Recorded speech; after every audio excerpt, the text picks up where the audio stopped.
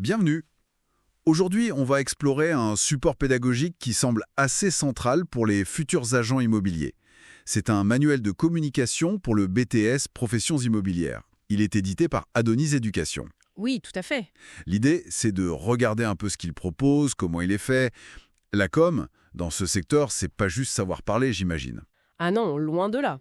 D'ailleurs, l'intro du livre le dit bien. Bien sûr, faut être à l'aise à l'oral, mais ça va plus loin. Savoir écrire une annonce qui accroche, utiliser le numérique, savoir adapter ses supports pour tout le monde, et même gérer les conflits. C'est vraiment essentiel. D'accord. Et ce manuel, il est pensé pour les 2 années du BTS, donc assez complet, et il est fait pour s'articuler avec les autres matières, les blocs de compétences, quoi. Ok, alors regardons ça de plus près. Comment ça commence? Les bases, j'imagine. C'est ça. Le début, c'est communiquer. Qu'est-ce que c'est au fond?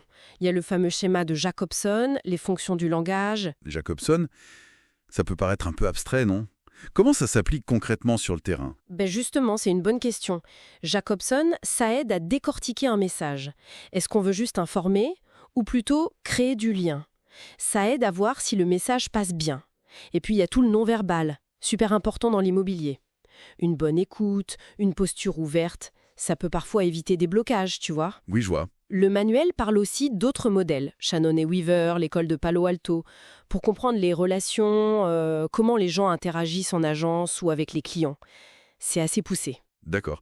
Mais est-ce que ça reste pas trop théorique? Est-ce qu'il y a des exemples concrets? Ah si, justement, c'est un peu le point fort du livre, je trouve. Il y a un bon équilibre.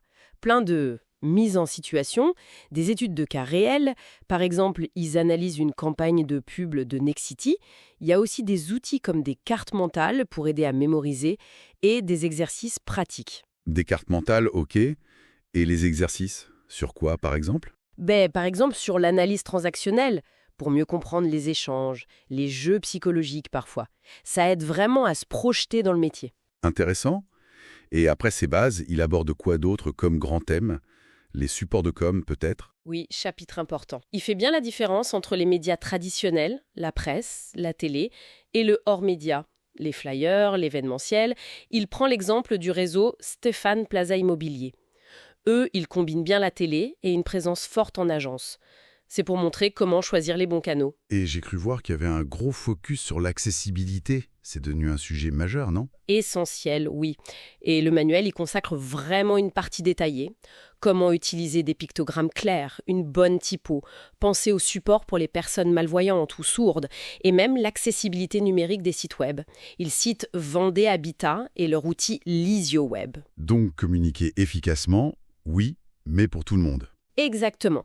C'est une obligation légale et éthique. Et la Convention collective de l'immobilier insiste là-dessus aussi. Logique. Et la stratégie de communication globale, alors? Parce que la concurrence est rude dans l'immobilier. Tout à fait. Le manuel explique comment on construit une stratégie. D'abord, quels objectifs? Vendre, oui, mais peut-être aussi améliorer son image. Puis, qui on vise?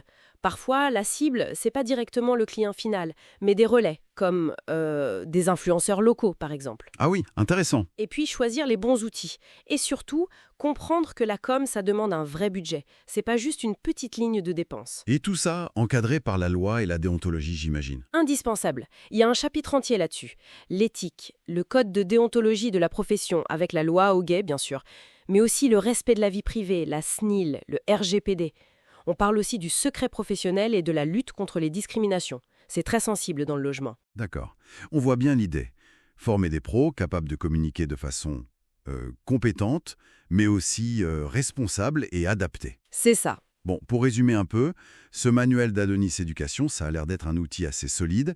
Il fait le lien entre la théorie et la pratique, avec des points importants comme l'accessibilité, l'éthique. Oui, il semble bien couvrir le sujet pour le BTS. Et d'ailleurs, pour ceux qui voudraient un accompagnement plus complet, Adonis Éducation propose une formation pour le BTS Pays. Oui, une formule complète avec des cours chaque semaine, des devoirs corrigés, un vrai suivi. Et cette formation, elle est accessible dès 69 € par mois. Ce qui est intéressant, c'est que le manuel dont on parle est inclus dedans. C'est bon à savoir, mais on peut aussi l'acheter séparément si on veut juste le livre. Ah oui? Où ça? Il est dispo sur le site lalibre.fr. Parfait. Pour conclure, peut-être une petite question pour aller plus loin. Au-delà de toutes les techniques qu'on a vues, comment une communication qui est vraiment maîtrisée, qui est éthique, accessible. Comment est-ce que ça change pas juste l'efficacité, mais la nature même de la relation avec le client, la confiance, dans un métier où l'humain reste si important? Bonne question. Pour réfléchir. Merci pour cet éclairage.